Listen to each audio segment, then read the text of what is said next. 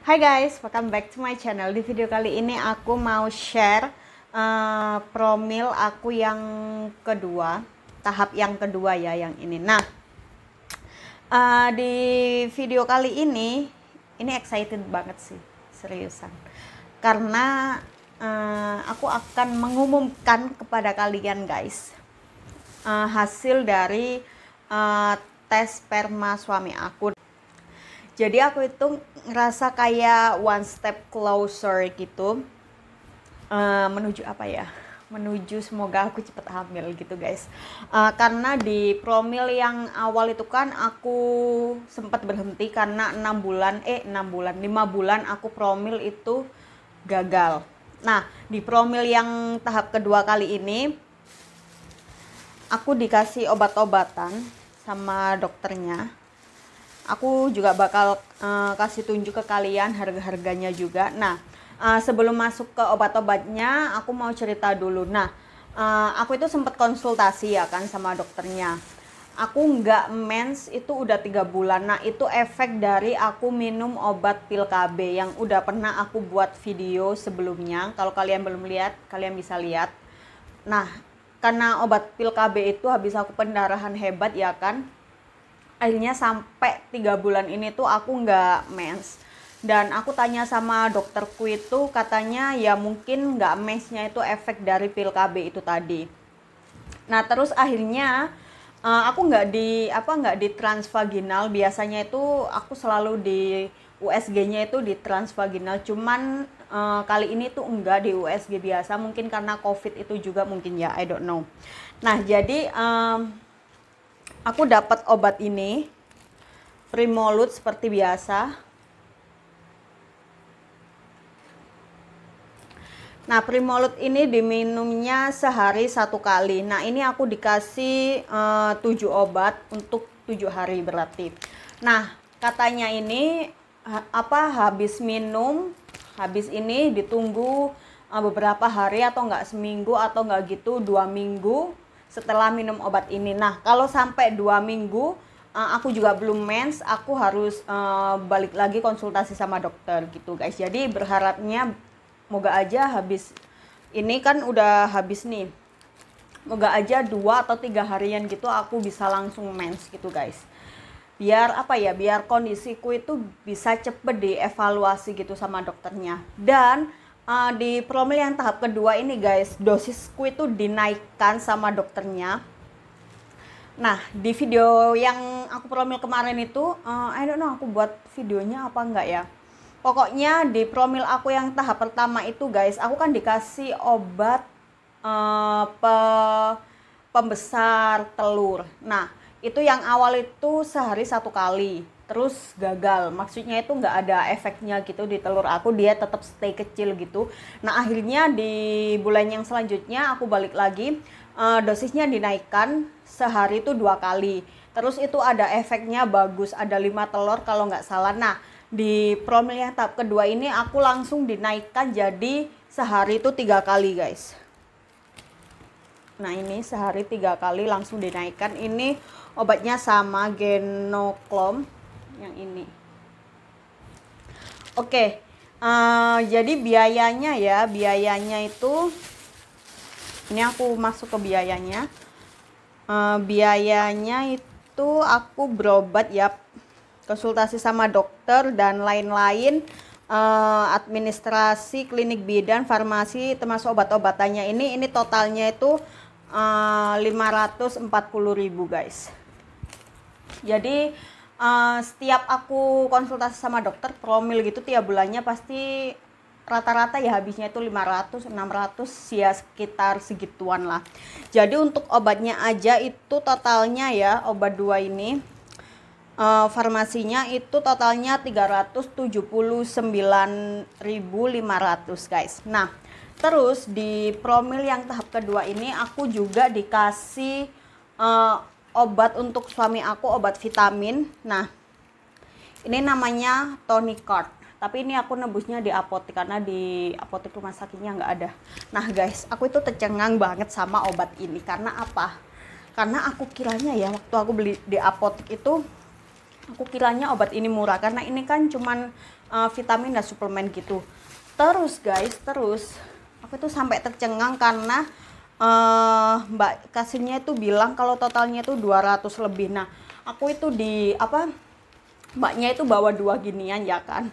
Terus mbaknya nanyain ini mau ditebus dua-duanya apa enggak. Terus aku kira 200 itu dapat 2 gini kan. Terus akhirnya aku nggak, mbak, satu aja ya kan, aku nyoba dulu.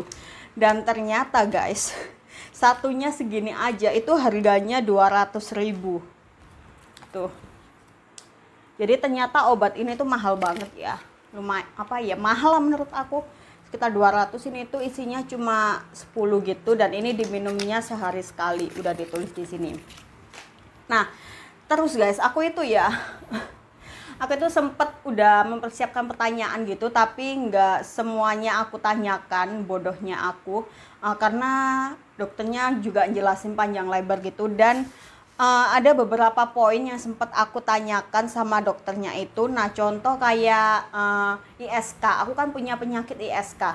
Aku tanya, dok, apakah penyakit ISK itu juga mempengaruhi promilku yang gagal kemarin? Ternyata itu nggak berhubungan sama promil kita. Dan terus aku tanya juga, dok, kenapa sih yang aku promil terakhir itu kok gagal? Karena kan telur aku udah besar-besar gitu. Nah ternyata itu banyak faktornya juga guys.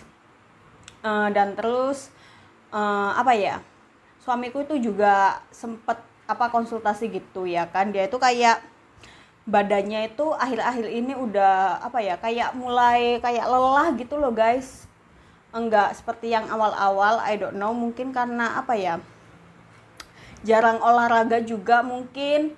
Nah terus akhirnya itu, karena keluhan suami aku itu tadi, akhirnya diresepin obat ini. Karena suami aku kan juga nge-shift ya, apalagi kalau shift malam gitu. Nah terus suami aku tanya, apakah shift malam itu juga ngefek kalau pas kita promil gitu? Dan kata dokternya itu ngefek banget guys, apalagi kalau shift malam itu pasti jam tidurnya kita kan terbalik gitu ya, jadi di badan itu juga nggak enak banget. Nah kata dokternya kalau bisa pas aku masa subur itu, kalau bisa ya suami aku itu cuti atau nggak gitu tuker shift. Pokoknya intinya pas aku masa subur, kalau suami aku shift malam itu kalau bisa libur. Intinya nggak boleh capek-capek gitu guys badannya. Jadi shift malam itu juga bisa memperburuk badan kita gitu guys. Nah terus apa lagi ya, ketiga itu aku sempet tanya gitu sama dokternya, dok, kalau berhubungan ya kan, aku kan yang promil dulu pernah dikasih tahu sama dokterku kalau berhubungan itu jangan langsung berdiri, jangan langsung pipis. Jadi kita itu rebahan dulu setengah jam atau 1 jam gitu guys, biar spermanya itu nggak keluar. Nah kemarin itu aku tanyain lagi, dok, kalau aku kan udah melaksanakan saran dokternya yang kemarin, jadi aku habis hubungan itu istirahat 30 sampai 1 jam. Nah akhirnya itu kan aku pipis ya kan. Nah waktu aku pipis itu spermanya keluar guys. Jadi aku tanyakan ke dokter, itu masalah nggak sih dok, aku gitu, soalnya aku takutnya kayak nggak ada nggak ada sisa sperma yang di dalam gitu loh guys. Kata dokternya sih itu wajar ya, dan pasti ada sisa sperma yang di dalam. Dan kata dokternya itu wajar kok bu, yang keluar itu bukan sperma gitu namanya, istilahnya aku lupa. Nah jadi intinya kalau sperma keluar itu habis kita hubungan ya, pokoknya kita tiduran dulu, kita rebahan, kalau keluar itu wajar. Nah karena menurut aku itu wajar ya kan, dan aku udah pernah dapet info itu sebelumnya dari dokter. Terus waktu aku pulang ke rumah ibuku itu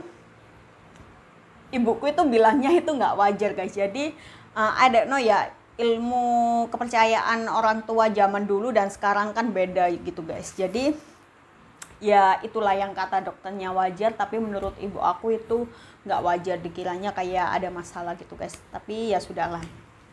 Oke, jadi akhirnya ini aku promil yang tahap kedua ini meneruskan promil aku yang sempet stop kemarin guys. Jadi aku nggak mulai dari awal, jadi aku melanjutkan. Nah akhirnya sama dokternya itu setelah 5 bulan kemarin aku promil, sekarang dievaluasi dan masuk ke tahap untuk tes lab sperma suami aku gitu guys. Nah, habis semua tahapan ini nanti bulan berikutnya kondisi aku dievaluasi lagi sama dokter seperti itu.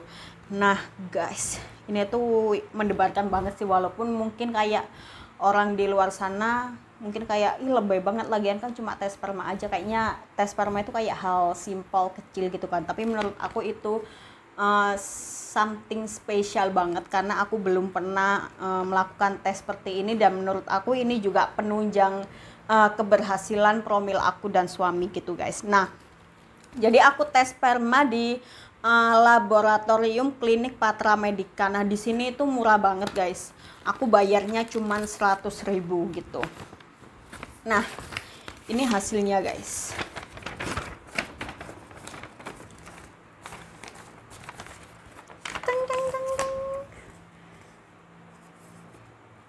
Tuh. Jadi semuanya ini jam pengumpulan. Jadi suami aku itu ya mengeluarkan sperma itu cepet banget loh guys, cuma 10 menit. Jadi jam pengumpulannya itu jam 10.45, jam penerimaan 10.57. Jadi cuma 10 menitan gitu guys. Nah, tertampung lengkap cara pengeluaran masturbasi, puasa, seksual. Nah, ini guys ya, jadi sebelum kita tes sperma itu kita diharuskan puasa, tidak boleh berhubungan itu sekitar 3-4 hari. Nah, ini aku sampai 4 hari, sampai mentok gitu guys. Nah, ini lama perkawinan juga ditulis di sini 2 tahun 2 bulan. Pemeriksaan ini yang pertama, warna sperma putih keabu-abuan. Baunya khas, pH-nya bagus, volume bagus, likuifaksi bagus, vikositas bagus, terus jumlahnya juga bagus, progresifnya 32, non progresifnya 27, imotil 41, eritrosit 2-3, leukosit 1-3, morfologinya normal 71, abnormal 29. Nah, pada intinya hasil sperma suami aku adalah normozosperma guys. Ini. Nah, apa sih Kak normozosperma itu? Nah, jadi aku itu sempat browsing ya, cari jawabannya di internet guys, di internet. Nah, jadi istilahnya itu normozosperma artinya kualitas dan kuantitas sperma suamiku atau suami kalian yang hasilnya normozosperma itu normal. Alhamdulillah ya kan. Jadi kualitas suami kita itu normal, atau dengan kata lain kesuburan suami kita itu normal. Nah, gitu guys. Pemeriksaan sperma meliputi volume, keasaman, warna, bau, ada tidaknya sel radang, jumlah sel, spermatozoa, gerakan dan bentuk selnya. Nah, jadi jumlah sel spermatozoa Anda, gerakan dan bentuknya normal. Gitu guys. Jadi dalam keadaan seperti ini harusnya istrinya itu bisa hamil. Nah, jadi setelah tahu hasil ini bisa disimpulkan problemnya itu ada di aku, karena emang aku udah tahu dari awal karena aku memiliki PCOS gitu. Jadi bisa disimpulkan ya kalau menurut aku pengobatannya itu lebih difokuskan ke aku gitu guys, karena di suami normal-normal aja alhamdulillah ya gitu. Jadi bisa fokus memperbaiki diri aku ini.